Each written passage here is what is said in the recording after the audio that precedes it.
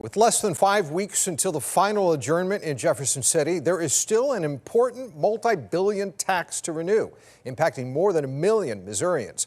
Our Missouri Chief Capitol Bureau reporter Emily Manley explains why in recent years this has not been an easy lift. The Federal Reimbursement Allowance Program, better known as the FRA, is a tax collected from medical providers like hospitals to support Medicaid, bringing in more than $4 billion. With the clock ticking, the plan is for that legislation to be debated in the Senate this week, and you can expect some drama. Renewing a healthcare tax on our hospitals, it's never been a priority for me. I've never hid that from you. And I don't feel comfortable crafting a $49 or $50 billion budget, not knowing if I have $4.5 or $5 billion to fund a third of the Medicaid program.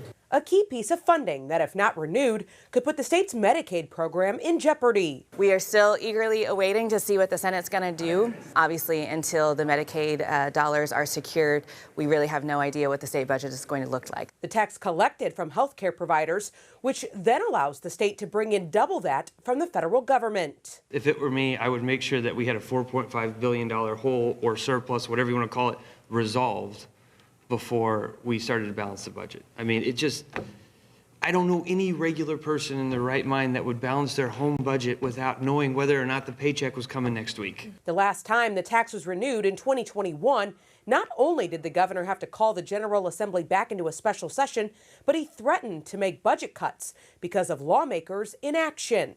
Now, the concern is getting the legislation done before debating the state's operating budget. It's just become such a political football, and it's a political football because we know we have to do it.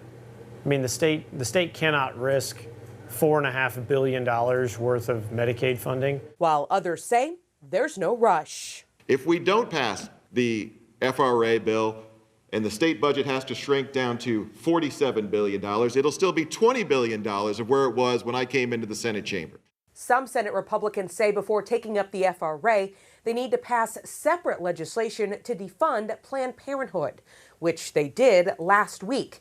Now that legislation is waiting for final approval in the House.